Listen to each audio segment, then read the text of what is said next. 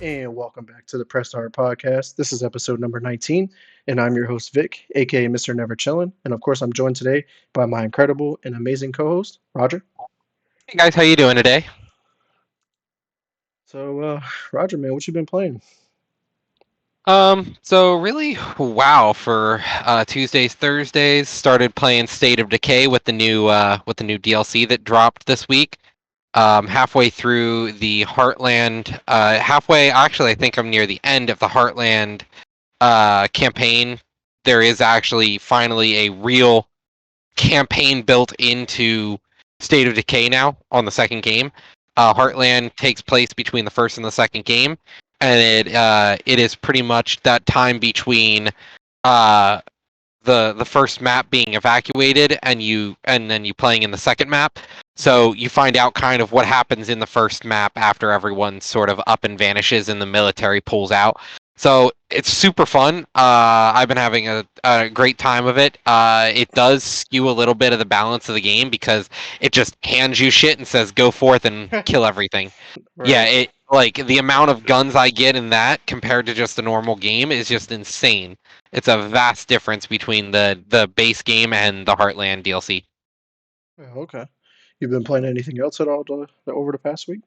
No, I'm starting to get back into some Warhammer Age of Sigmar, writing up a Path to Glory army for some tabletop. So other than that, been kind of relaxing. Yeah, I hear that. So I've been the opposite of relaxing. As everybody can see, I've been in the process of moving finally into my new apartment. So that's been super exciting and whatnot, putting it all together with the great help of her family and whatnot. Thanks to them for sure. But I haven't really had much time to game since probably last stream. I mean, I played, I think, a little bit more Splitgate and Valorant a little bit, and I think we streamed that one time for State of Decay too. That was fun. It's just I think it feels a little disconnected with the whole co-op feature. I feel like it's missing a lot of stuff.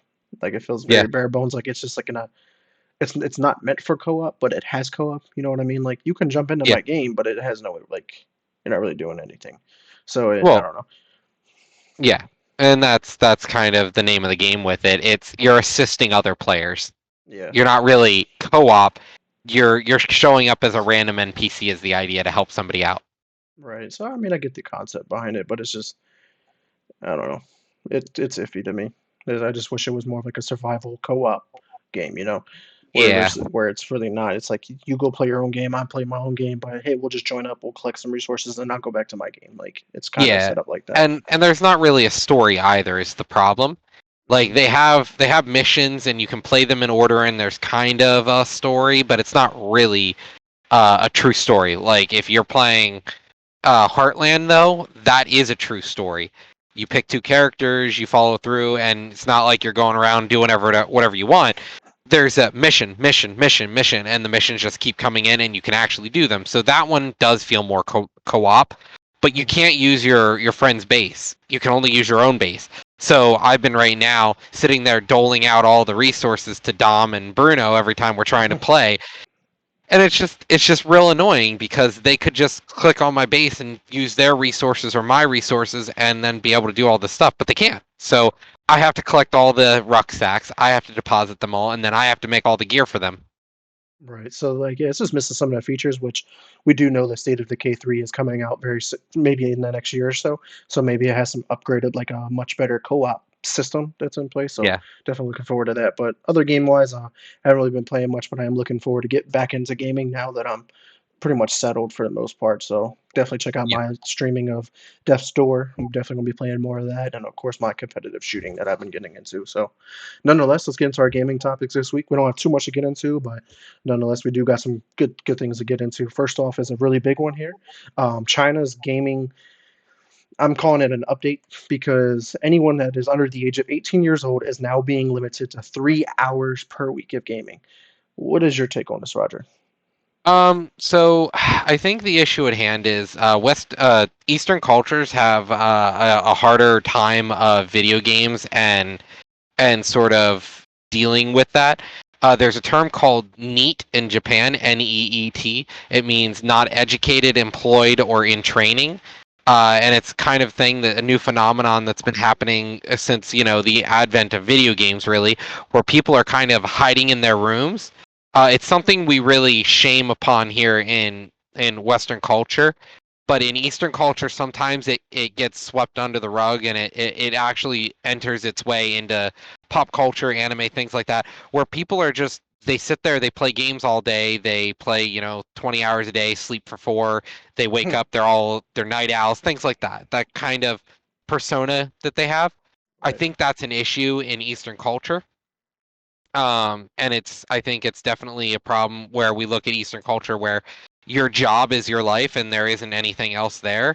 So I think what they're trying to do is avoid having people get sucked into video games. I think it's all bad. Don't get me wrong. I think limiting hours of video games per week isn't the state's job. Like I've right, talked before with us in private, where I think the state should be involved in people's lives and where it shouldn't. And I think drawing the line here, parents should be able to dictate how long their kids play video games, not the state. You know, right. it's, what are they going to do to enforce it as well? Oh, more social credits again. They're going to track your life even more. Great. It just goes to show how horrible China already is. Now it's just worse. Right, yeah, so when this news broke, I was like, 3 hours a week? Yeah. That's a terrible, like, if you are gonna limit them, that's already a terrible number to choose, like, 3 hours a week because, like, I feel like I do 3 hours a session. At least Yeah. minimum sometimes. Oh, So yeah. it's like 3 hours a week, like, at that point, I might as well just give up video games. And, like, that's very terrible because me and you both know, and the rest of our community know, the gaming industry in China is huge. That's where a vast majority of it, and that leads to our next point here in this topic is with Warcraft. Like, Warcraft is banning basically all their games to anybody that's, considered a minor. Blizzard. Yeah, Blizzard has prevented anyone younger than 18 from opening an account, a Blizzard account, and they've banned all accounts that were younger than 18 years of age, or they've locked them, not banned them, locked them. So now these players who maybe bought a game, have sub time in WoW. You can't play if you're under 18 now. They banned you. They've made the Blizzard launcher an 18 plus launcher. Yeah, so overall, this whole story that is developing is, I think, pretty awful, both for the gaming industry alone, because that's going to have greater impacts, which we'll get into here in a second. But for China to do this, man, like if it wasn't already like with the whole protests that were going on, like Hong Kong and all those issues that they're already dealing with, this is just Yeah. adding to the list of issues that are going on in the country of China. China, no country's perfect. We deal with our everyday issues here in America. Everybody knows that. But the way that you're limiting gaming, so you're telling me I can game for 3 hours a week. Well, what about sports? So you're telling me I can go play basketball for 10 hours Yeah. in a day if I wanted to? Why? I'm doing nothing with my life either way. Technically by what they're referencing Yeah. to. Yeah, and I think the issue at hand is it's China yet again, really controlling the lives of their people and telling, it's just another Chinaism. And I think it's really a sad development to see China taking this kind of stance. And to be honest, for the greater gaming industry, I think we might see a drop in the mobile market in China. It could really hamper the mobile market in China because I bet you a lot of people are under the age right now of 18 and they're using their parents' money to be able to kind of play these mobile games. Right, and that's another thing to think about too. Like, so obviously there's going to be a workaround. I mean, I remember doing it back in the day for Facebook and MySpace. You just create an account, you say that you're 18 or whatever the age minimum requirement was to create an account, and go Yeah, do it. So now, like, like, what kind of security system do they have in place to avoid those fake accounts, like fraudulent? And then, like, what are the penalties? Because I feel like China can be pretty harsh on penalties and all that kind of stuff. We all know that. So I'm curious to see how they manage that. But yeah, the impact on the gaming industry, I think, is going to be huge because like th- them that's a lot of player base that you're going to be taken away from now. Like you think about it, Call of Duty. Call of Duty's a M-rated game, and like, it's already M-rated, but like 3 hours, people play that all day long. Warzone yeah, all day long. Now that's gonna affect games that say smaller games. Like for instance, I don't know, I can't even think of a game, but it has like a smaller community player base right now.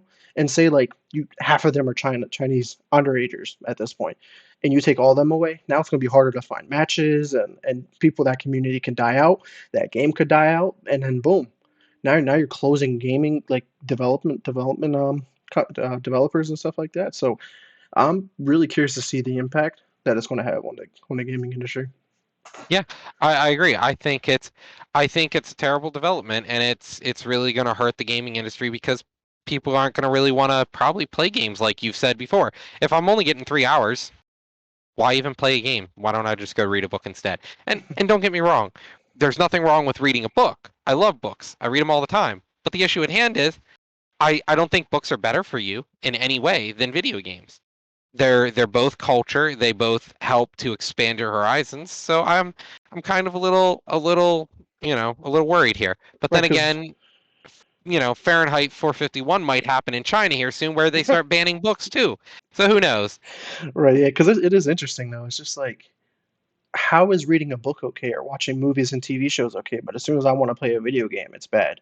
Like Yeah, we talked about this on previous episodes, how like playing a video game is actually more beneficial for mental stimulation and building your mental power, whether it's quick reaction time, solving puzzles, this um, is critical thinking in yeah, general. yeah, critical thinking, actually having a social life and online presence with your friends. Like when I was in South Carolina, how did I hang out with you guys? Played video Online. games. Right. So Hmm. like this it just completely makes no sense. But nonetheless, let's move on here to our next topic because we'll definitely be following any updates that involve the China banning of underagers. But we all know the Dead Space remake is coming out. But they just released a video after Roger posted an image. I saw the videos of it too, of showcasing the comparison of what it looked like then to what it looks like now. What's your take on all this so far? Is this impressing you? Yeah, yeah, it does impress me actually. I wanted to play Dead Space, lost my save file after I was like halfway through. Thought, I might not play it. But now that they're doing a Dead Space remake, it looks really fucking good. It looks really good. It's like Halo Combat Evolved kind of good, where they, night and day difference. So I'm really Mhm. excited for this actually. The Dead Space remake looks sexy. I am super excited for it, and I think it's a great development. I just hope the game isn't, gonna have be more than a $30-$40 price tag. Let's be honest here. Right. I mean, if they follow along the lines of the Dead Space or not just Dead Space, but any remakes, they're usually like a little bit cheaper, like $40 for Yeah, the most part. So I mean, I think $40 would be a reasonable price tag. But agreed. yeah, but nonetheless, like with they showcase like the alien carving technology, like they're really going really gory and really gruesome with this Oh yeah, upgrade too. Like when you're shooting and you're destroying the aliens, or if you see like humans and stuff like that, like they can get like really, it's really yeah. detailed and It, it looks like realistic as hell. and that's something that Dead Space has always kind of had is the ability to kind of mutilate your foes. But like now it's in 4K. Yeah, You yeah. know, so I I'm overall super think excited about it. right. So yeah, EA Motive is a fantastic studio. So I'm excited to see what they can do with this title and how it does remake because apparently it's not like a one-to-one remake. It's going to be pretty similar, but I think they're adding like more content to the game. So not only are we going to play the original game, but we have more content and it's going to look really Yeah, good. I think it's great because like you said, you missed out on Dead Space One, like you lost your save file. I feel like I played it a little bit, but I never beat it. But this will be a great time to jump back in and play it. It goes along the lines of when I talked about Mass Effect, their remaster trilogy. I missed out on that entire trilogy, never played it, but I will play it now that it looks on 4K because I have it on my 360 over here next to me. So it's just like, would I rather play the 360 version or play the Xbox Series X version? It makes sense. But yeah. nonetheless, yeah, I definitely agree. This game looks really good. I'm like really excited to see when it comes out, and honestly, I'm eager to see if this succeeds. If they go along and want to remake Dead Space 2 and 3, and then potentially maybe they have a new Dead Space game in the works, maybe from a different studio or however they're managing that right now. But EA has been doing really well with their remakes. Because you think about it, Mass Effect, that remake was done by EA. Yeah. Dead Space is I mean they're trying to do something because we all know that EA took that fell off a cliff with all of their new games, like Anthem or the Mass Effect Andromeda. They were all struggling, so I think they're turning stuff around. This is definitely on the way. But speaking along the lines of remakes, we're going to talk about a remaster, and actually we kind of touched on something like this recently. But Alan Wake has apparently been all but confirmed to have a remastered version because it appeared online on Rakuten's website or Yeah. however I think that's how you say it. But apparently, it's coming to PS4, PS5, Xbox One, Xbox Series X, and I'm probably PC would be my guess as well. And it's coming out in October. These are all not official yet, but these are all based off of leaks. What's your take on Yeah. this? Are you excited to see this and maybe 4K? Because this game was great when it came out. Honestly, I'm not really that excited about an Alan Wake remake or remaster. I played it. I thought it was fun, but I'm not going to play it again. If anything, I'm looking for the next game in the series. Yeah, same. And I think this is a precursor to that. We Hmm. saw an IP going up on their website. We've seen talks in the work about them making a new game. Yeah. Maybe this is the precursor to the new game. Yeah, We're gonna maybe this get is this. building hype back up to Yeah, Alan Wake 2 or whatever their next one is because we all know that Alan Wake came out roughly a little over 10 years ago, and then their tie-in with Control recently with their DLC from that. It's all building hype. Control DLC.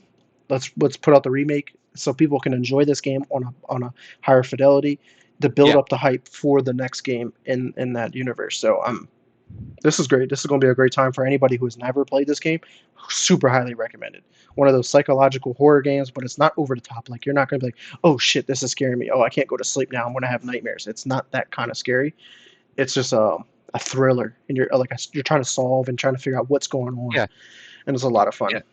No, it's definitely a super fun game, but I'm excited to see, maybe potentially we move towards an Alan Wake 2 now. Yeah, hopefully. So, but moving on here, Nintendo, in the world of Nintendo here, Switch Online services are now to be bringing Game Boy and Game Boy Color games to the online store. Not Game Boy Advance, though. Game Boy and Game Boy Color. What are your thoughts, Vic? I think this is pretty cool, man. Like Nintendo just loves doing things differently in a way, but like you're taking like mobile games and you're bringing it to a platform that you can play on your TV. Granted, I could plug in my Game Boy Color games into the 64. This is like just taking it to the next level, and but Yeah, it sticks along the lines of where we always talk about game preservation, and that's huge because all those games. Who has a Game Boy anymore or Game Boy Color? Who wants to play those on those systems anymore anyway? Because you needed the extra adapter for the light because it wasn't backlit. Could you play it on the DS eventually? Some of them, yes, but I think this is really cool though to see this. Because I'd be pretty down to check out some of the old like Mega Man games, or I remember some of the original Game Boy games like Paperboy and Tetris. Tetris was the original OG Tetris on the Game Boy. It was a lot of fun. Or even checking out, like I said, the Pokemon like Blue, Yellow, Red, the yeah, OGs, which I think are actually already on the Switch if I'm not mistaken, to be honest. But yeah. So I think the issue here at hand for me is what took so long. We're talking about like a mobile console, and we've had it for years now, and they're not remaking games. We've been dealing with the fact that our games aren't being remade or even just uploaded to a virtual store. Only some games are out there and some games aren't, and it's getting a little annoying because mhm, they're just now doing it. What took so long? right, yeah, I definitely agree. But staying along the lines here with Game Boy Advance though, there's going to be a new Game Boy Advance game, first one in 13 years, is called Good Boy Galaxy. It was funded and on GoFundMe and it smashed tons of records and their goals. They needed like $25,000 and they ended up raising over 100,000. So that was incredible and it was backed by over 1,500 people. It's coming to the Game Boy Advance, the Switch, and the PC. It's more of a 2D explorational platformer game. It looks pretty cool. It has that retro kind of look, but it looks like a lot of fun. It's not potentially coming out until 2023. So, what's your take on this, man? When this news broke, did it just be like, wow, a Game I Boy Advance think game? it's I think it's mostly a meme to get it on Game Boy Advance. The real thing is it's going to be on Switch and PC as well. But Hmm. I think getting a game for Game Boy Advance, I think to fans that said, "Hey, you know, here, look what I can do." And I think it's really interesting that they're going to make a third-party game for the GBA, and potentially they're doing that because copyrights may have finally fallen out, and they can now develop a game for the Game Boy Advance without having to worry about Nintendo getting involved. Right. I, Okay. I think this is really cool. I think it's interesting because some people may not have the Switch, and I'm just interested to know why they chose to put it on the GBA. Is this going to throttle our technology back so that the game isn't as enjoyable on Switch and PC, or are we going to get Hmm. three different versions of the game? Right. Well, actually, I think there's a bonus level or additional content if you get the Game Boy Advance version too. Yeah. So compared to the Switch. So they're trying to give you an incentive to buy it for the Game Boy Advance, yeah, I think it's an interesting idea. I'm just not quite sure how it's going to pan out in the end. right? You I mean, know. this game might not even be that great. It might not even blow up that great. I mean, but it was just the story came out first Game Boy Advance in 13 years.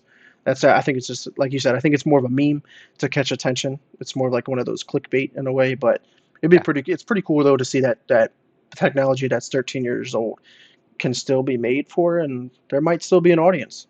Yeah. It might be 100 people, but Well, I just recently saw people, still modding out and trying to play on their Game Boy Colors. People are still out there like, oh, you know, I saw somebody recently going, hey, I'm playing the Pokemon games on Game Boy Color again. I decided to mod my Game Boy Color and now it has a backlight. So people are going around just having fun again with these old consoles that people have decided to keep. right.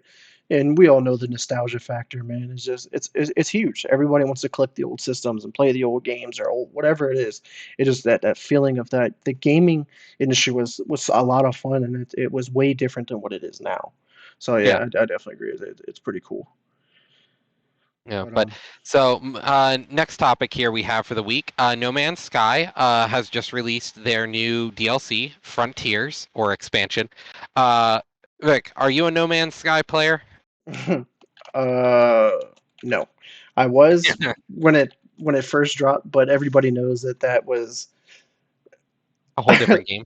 it was like A you whole different present game. right you presented me this massive great game that had all these ideas and stuff like that, and then it came out and it was nothing like you showcased to me. It was like you gave me the bare bones version of the game, Yeah. and it was just it was cool, but this was one of those games that had that redemption arc where it went from a bust to super success, and they're still supporting it because you figure this game came out, um, what has it been? Four Twenty years, 4 or 5 years now. 2015, So yeah, somewhere around there. so I think it's it's been so it's been 2016. Yeah. yeah, so it's been out for 5 years. So it's interesting to see, but the fact that they keep adding new content, updates, and this is like a procedurally generated open world explore survival game. Do Oh, whatever the hell you want in it, pretty much, you know. MMO. Yeah, now MMO because that was an additional feature later because it was a single player game only because you could never play with your friends for some reason, and then Well, they added no, that no, later. you could find other players, but you couldn't play with your friends. And then they were like, wait, that's No, stupid. not even that Nobody's gonna. either. You couldn't even I do thought, that. That was the first step. Oh, I can see where other players have been. I can see their little ghost thingy, but then I could start seeing real people.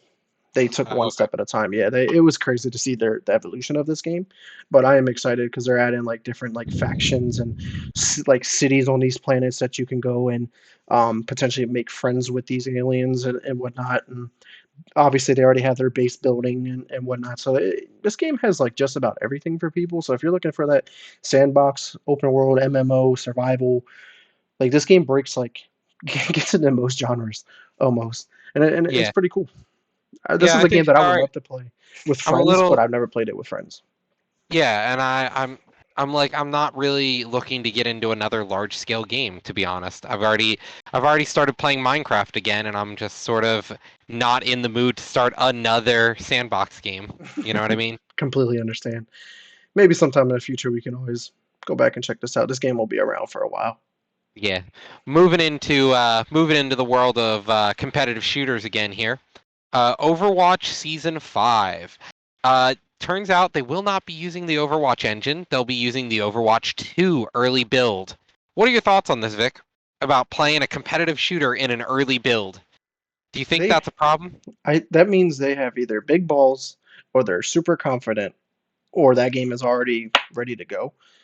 Or Because or they need to try and recoup some of the fans they lost because of the Blizzard cases. right, that's another viewpoint on it for sure. But to put this in the basically in competitive, the competitive scene, that you're going to be running on a engine that may have a lot of bugs or crashes or whatever like that. I'm very worried to see the outcome if it has any. But if this system is already polished and ready to go, hey, why not break it out to the world, and this is what you have to look forward to and enjoy this while you can.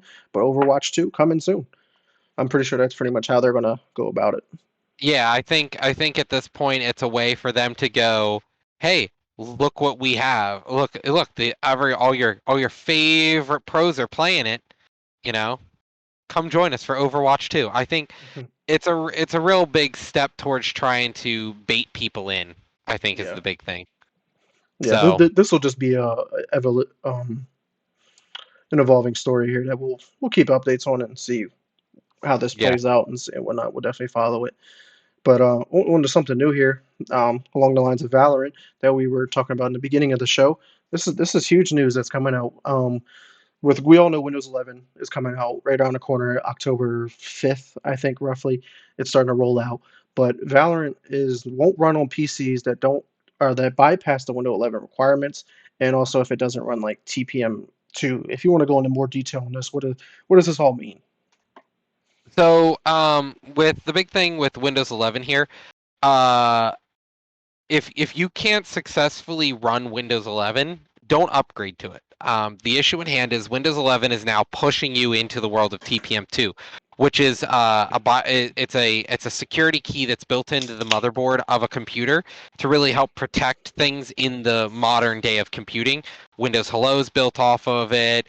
Encryption for drives is built off of it.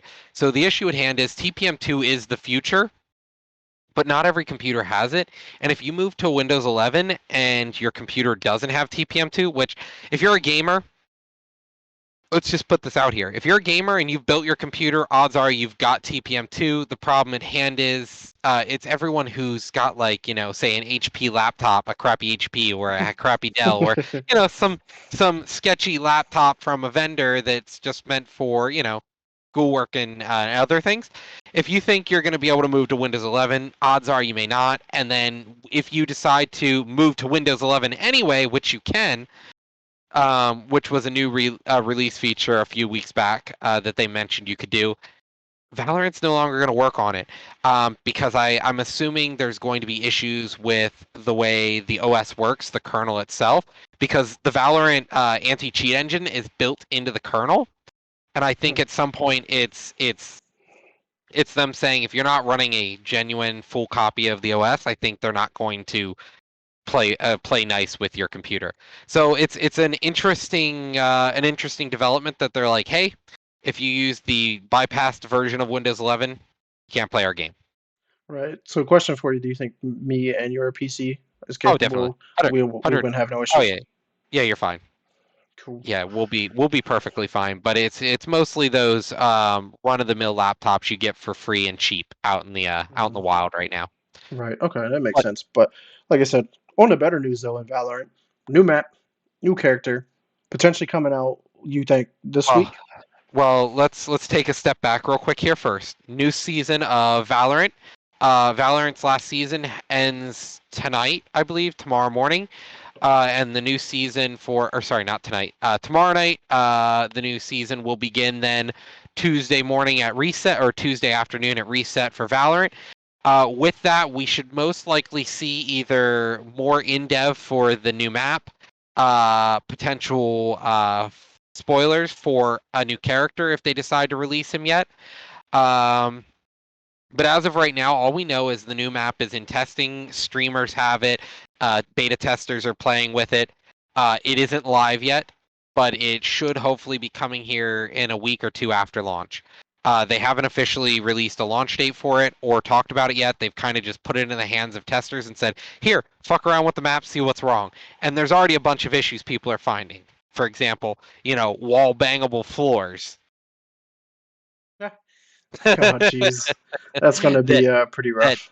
yeah, that are a real weird, like, for example, certain characters' kits, you can see a line emanating through the ground, so you just shoot through the ground to kill their kit. So Interesting. it's interesting. I'm definitely excited. I don't believe we're going to see the new character right away. I think the new character hasn't even been teased properly yet. We saw one thing and one thing only, and that was a sniper bullet in a video. That I think is like KO's teaser. So maybe we'll see the new champion and map within the next 2 weeks here.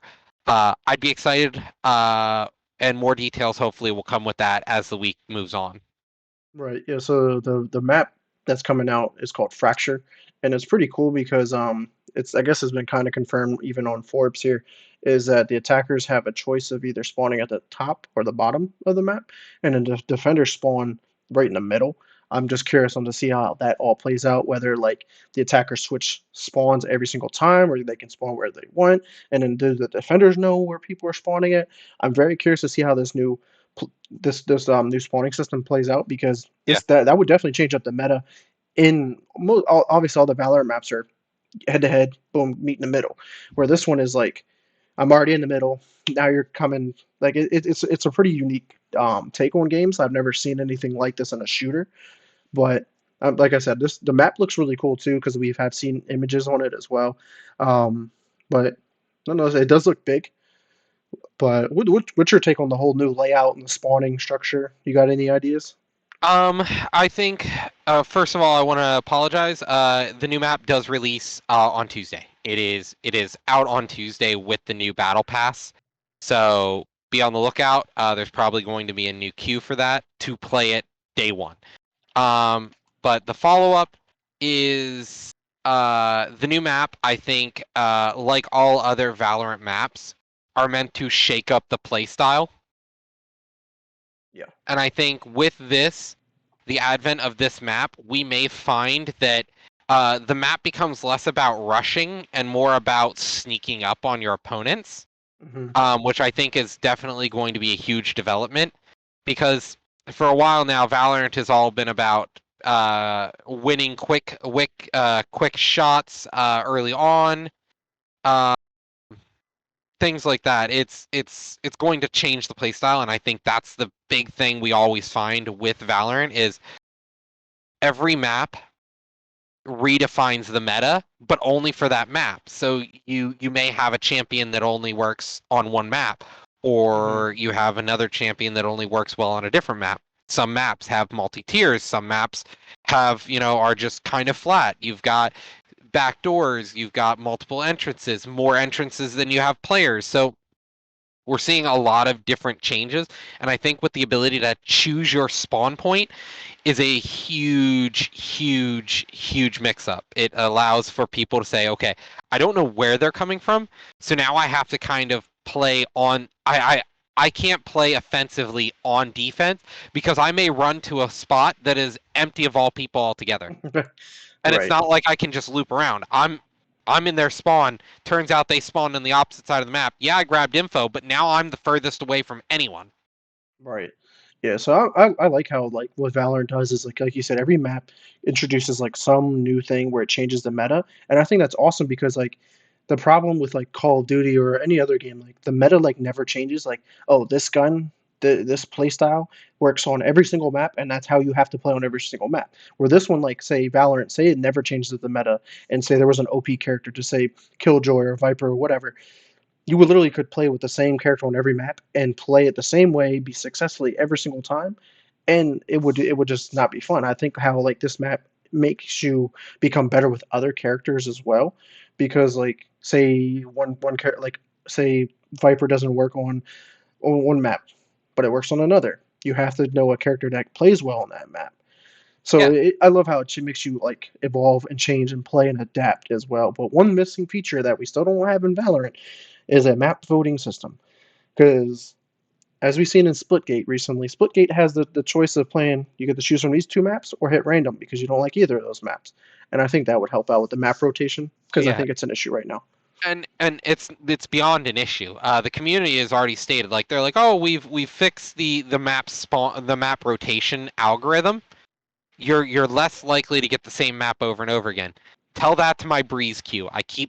It's like I'm playing in Breeze queue when Breeze first launched. I have only played Breeze. If I play anything other than Breeze, people dodge and we go Breeze.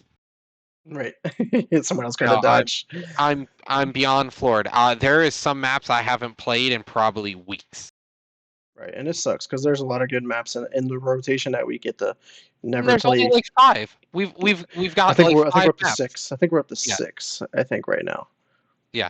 So it's just the fact that we're not seeing these maps. I'm upset because we're probably going to end up playing this map and this map only for probably a good, you know, 6 months again. Right.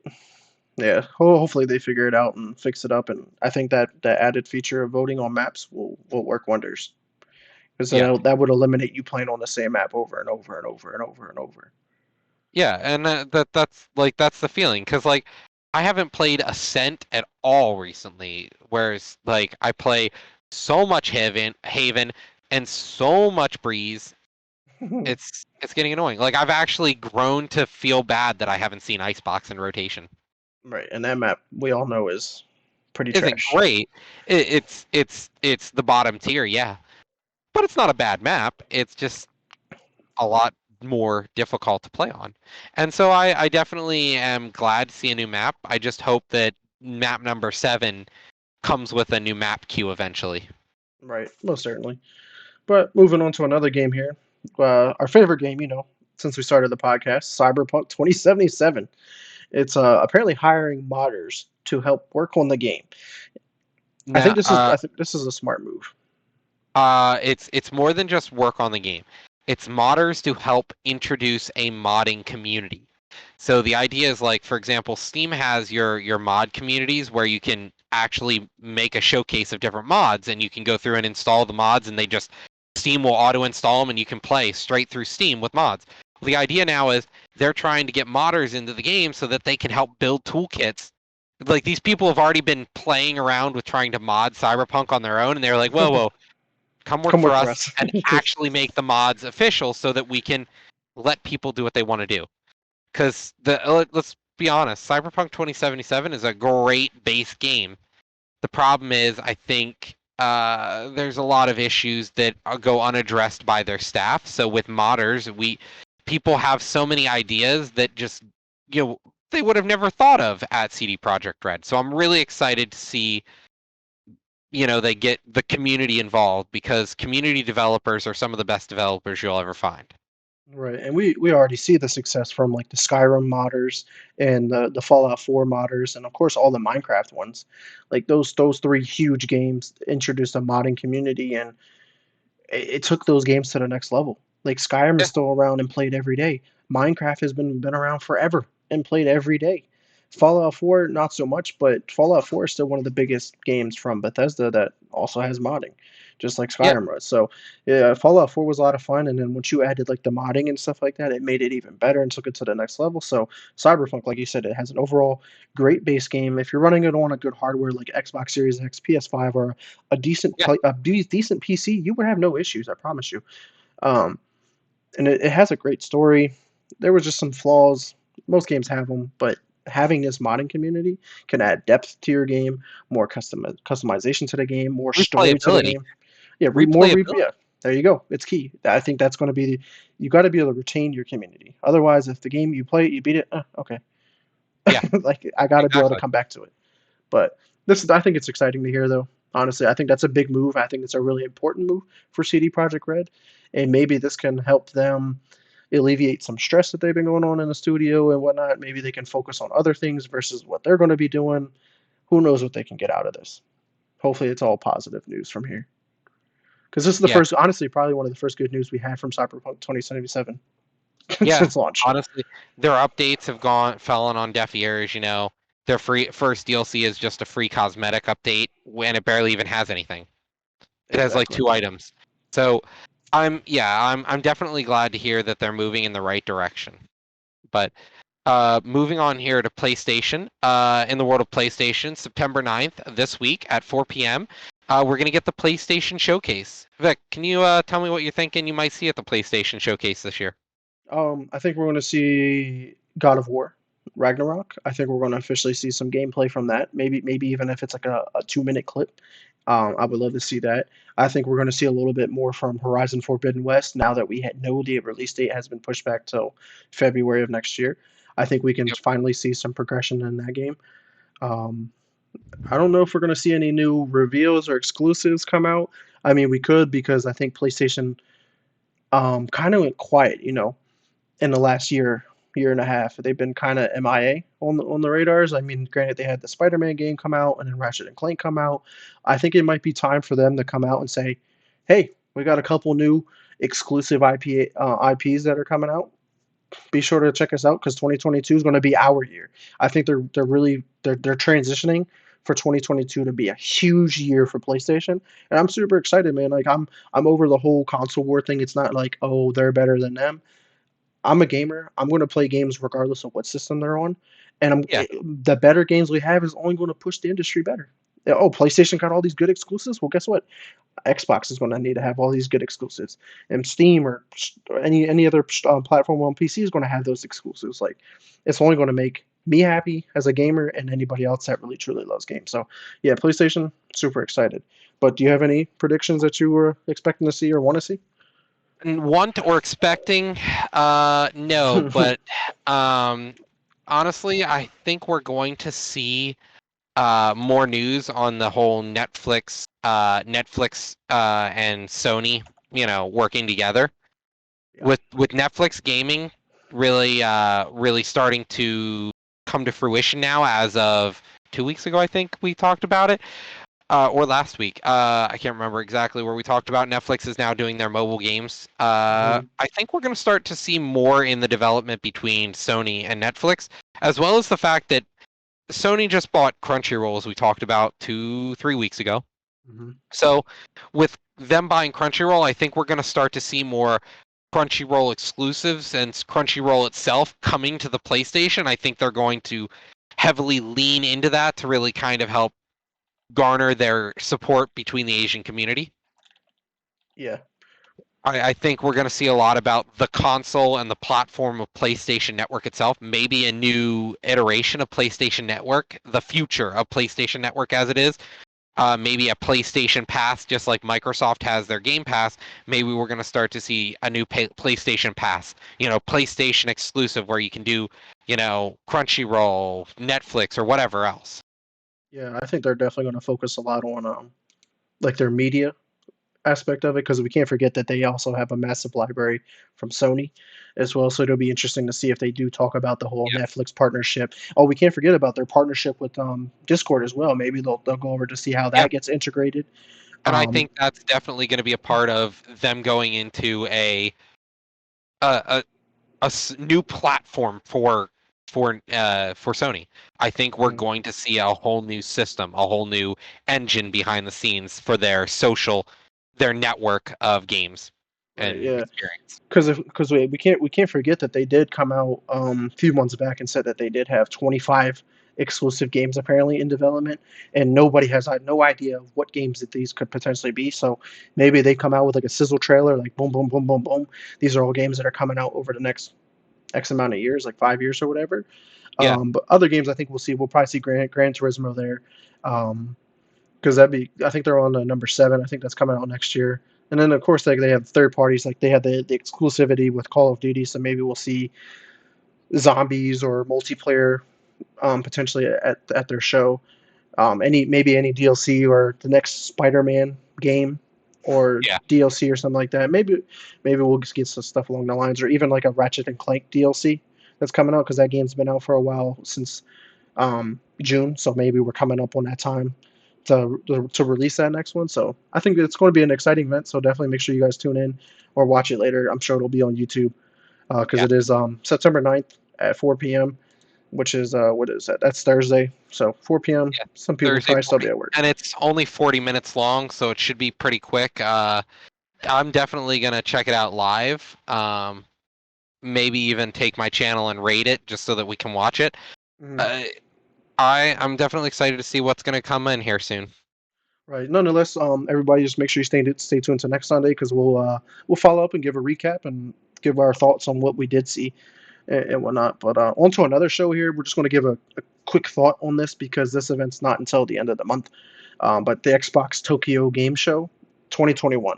It's happening this year and it's exciting. But there apparently will be exclusive information presented to us here at this show. This show is September 30th at 5 a.m. It's going to be an early show, obviously, because it's over in Tokyo. But what's your thoughts, Roger? What is this exclusive information that we're going to get? You have any ideas what this could be? No, I really don't. But to be honest, I'm pretty excited here. Uh, we're gonna see people like Xbox, Square Enix. We're gonna see Capcom. This is a 4-day event. Right. Uh, and I can't even begin to think what Xbox hasn't showed us yet.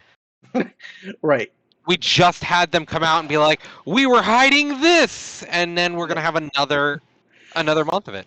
Right. I'm super excited, but like you said, there are other companies that are going to be at the show as well. So when we do come back, the episode after all of the shows, we'll be able to give a recap on all that.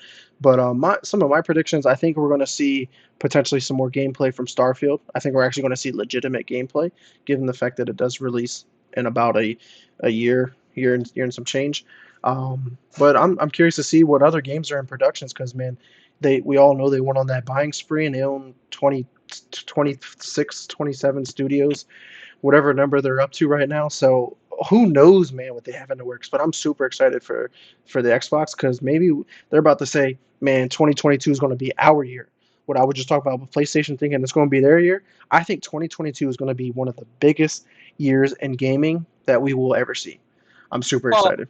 and I think it's gonna just keep happening every year. It's only gonna get bigger at this point. So, uh, But that'll be a good trend though, if it yeah, does. no, I agree. So I'm definitely excited about this. The Tokyo Game Show is going to be huge. It's 4 days long, so Oh yeah, we can't forget. Xbox also owns Tango GameWorks, which is under the Bethesda umbrella, and they're based out of Japan as well. So we could see a new Evil Within game or anything along the lines of that, or we can see more on Ghostwire Tokyo because that is actually coming to PlayStation exclusively yeah. first, but it's going to eventually come to Xbox. So maybe we'll see a time frame on when that does come out for Xbox, man. I Yeah. mean, there's a lot of good news that could come out of the show. And the other thing to be aware of for anyone who is interested in it, the Tokyo Game Show this year is actually going to be done all in VR and live streamed. So Oh, if you that's wish pretty cool. to visit the game show, visit the link. We'll provide it in the details of the YouTube video for those of you watching later. And for those of you currently live with us, if you tune into that link there, you'll be able to find out how to attend the game show in person, in person, using your Oculus Quest Man, are we not living or in the future or Oculus Rift. what? Yeah. No, I'm super excited to be able to go to a virtual game show and feel like I'm there. Well, hey, are you going to try it? Because I know you Yeah. have a headset. Yep. You got to let So you got to tell us about your experience though, because it's crazy to think that this is the first gaming show or any show that I can think of that's going to do a VR attend the it's event in virtual reality. Out of not all the the shows first. that, I've not the first. I've seen this before, but I'm definitely gonna say it's new. It's something well, it's that definitely. people But think aren't really about it. trying. The E3 didn't do it the past 2 years. Any Nope. Xbox conference didn't do it. The Game Awards didn't do it. Gamescom didn't do it the past 2 years. Like no event has done it in a prime time to do it to Yeah. introduce that to them. No, So, definitely. so that's a So pretty cool experience to check out, man. yeah, no, I definitely agree. So we'll keep you updated more as we slowly approach Tokyo Games Convention 2021. Yeah, for sure. Well, that's all of our game news this week. So let's dive into our deep freeze moment of the week. The question I have for everyone this week is, who is the greatest video game villain of all time? What I'm about gonna you, start with Vic? you. You sure?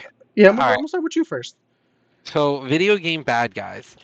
Like for me, if we're talking about like one of the most enjoyable bad guys versus just like one of the most bad, like one of the most understanding bad, like for me, the Arbiter. Technically he's a bad guy at first. Yeah. The Arbiter is your arch enemy. He's trying to activate the Halos, but he gets promoted to a good guy because they kick him off the bad guys team. So now Yeah, right. he, He's such a bad guy. He get kicked off the bad guy team, yeah, like, and and you get so to play as him, which is yeah, exciting. yeah, you play as the Arbiter and Master Chief at the same time, which is also fun. You play as them two separate times, then you play them at the same time. Another bad guy that I really liked, honestly, in Final Fantasy X. Titus's father becomes Sin to help sort of tide Sin destroying the world. He becomes Sin. So, but you have to destroy your father because in the end, he's the bad guy. He's the ultimate evil in the world that's slowly eating time and space itself. I think I think that's really really cool to me. I think that's so cool. Another bad guy I really like is in WoW, Illidan Stormrage to me. You know, you follow his story. He's he's a mage who decided to become a demon, part demon, to save his world from an invasion of demons. He saves the world from an invasion of demons. Cannot cannot get the world a woman he loves because she's currently in love with his brother. He then gets imprisoned, then he gets sent off to an alternate dimension where he's got to fight off all these bad guys or another planet, sorry, a whole nother planet, fights all Right. these bad guys to try and prepare them to fight off the demons again, and then gets defeated again he gets defeated by the players this time, gets imprisoned, comes out and goes, I harbor no ill will. Let's fuck up the demons again. And then he takes his time to leave the world and just be a permanent jailer for a god. You know, Yeah, I think I think that's crazy. That's yeah, definitely a definition of a bad guy. yeah, like he he's always been there slaughtering and murdering people, but he's done it for to save the world, Right. which is Yeah, one for of the sure. hardest things to do. Like if your options are murder millions to save trillions, what do? Yes, you murder millions instead of letting trillions die. And so I like villains that make the hard choice. What about you, Vic? What's one of your favorite bad guys? So I'm gonna hit you with two classics before I dive into more nowadays ones. Um, Mr. Robotnik or Dr. Robotnik, whichever way you wanted to go about it, and also Bowser. Those are just such classic villains that were just like they came in to fuck the day up, you know. And it Yeah, was just like it was such a simplistic evil that it was you could understand what was going on and you wanted to get your revenge or avenge, depending on which way you're looking at the story and whatnot. yeah, But some of the more recent ones I would say is Handsome Jack from the Borderlands series. That guy was such a dick, an evil motherfucker, a greedy motherfucker. He's like the definition of like corporate America. Like that's what yeah, corporate America looks like if it was a person. Like that's yeah. exactly who it would be. Like one But of my favorite things is Handsome Jack names a pony ass after you. It's like ass face or butt face or whatever. yeah, And yeah, he's like, "Come it here." sure does. Yeah, so Like, I thought that was pretty cool to be able to include him because like he's like such an iconic character, I think personally, and I think a lot of people also like to cosplay him. So it's big in that community because he yeah, that the cell shading and how the characters looked in those games is pretty cool to see in like real life and how they kind of make that look with like all the makeup and all that kind of stuff. So nonetheless, I think that would be more of like my most recent one that stands out to me. Um, I was trying to think of like the evil corporations from like Watch Dogs was pretty cool because like they have like very evil, futuristic kind of like being a bad guy, like behind the scenes, like I'm mysterious, I am anonymous, you have no idea who I am, and nobody knows that I'm the bad guy, evil but I'm the bad cabal. guy. Like I'm the like from Star Wars, like literally like Emperor Palpatine being the Phantom Menace, like behind the scenes, controlling the strings from the very beginning, controlling the outcome at the end. I think it's crazy. Or even thinking about Watchdog or Assassin's Creed, sticking along the lines of Ubisoft games here. The Templars are technically bad guys from your point of view. It just depends on which side that you want to take, because it's assassins versus Templars. Well, the Templars have always been the bad guys. They Yeah, do a but lot of shitty things to begin with. so do the assassins technically. Yeah, agreed. It's just like one of those like from like a Star Wars quote from your certain point of view. Like Mhm. Anakin thinks the Jedi are evil when the Jedi are good. Like it's pretty crazy to see Star Wars from the other perspective. Like, aren't the good guys technically terrorists? Aren't they the bad people? Like it's crazy to look at Star Wars from a different perspective. That's a whole nother topic. But nonetheless, I think those are all my villains I got for you guys this week. Do you have anything else, Roger? No, I think this week's going to be another interesting week in gaming, so be on the lookout. We're going to see, one game release thing, one game show this week, and then we got Yeah. another at the end of the month. We're going to be running into an interesting holiday season. Yeah, game season's about to pick real back. A lot of game releases coming out, a lot of game shows. So, going to be a lot of coverage coming here from the Press Start podcast. So, then make sure you guys tune in. Again, it is every Sunday at 7 p.m. if you do want to check these episodes out live. But these do go up on YouTube usually Monday or Tuesday, the following right up. So, if you don't have time, check those out on your time. But make sure you share, comment, subscribe, follow, do all that. Hit the bell so you know when these videos do go live. But Roger, where can we find you at? You can see my name down below here. It's twitch.tv/lunatic_oblivion. And of course, everybody know where's to find me. It's Twitter at Mr. Never Chillin underscore. Xbox is X Never Space Chillin. Want a game, party up, hit me up. Facebook is Vic Brubacher. Question, concerns, you want to come on the show, make sure you hit me up for sure. Twitch is twitch.tv/Mr. Never Chillin. But everybody knows I'm still using this channel right now, trying to build this community up, get our viewers up. So if you're not a follower yet, make sure you follow us on Twitch. But nonetheless, we definitely want to thank everybody again. But until next time, peace. See ya.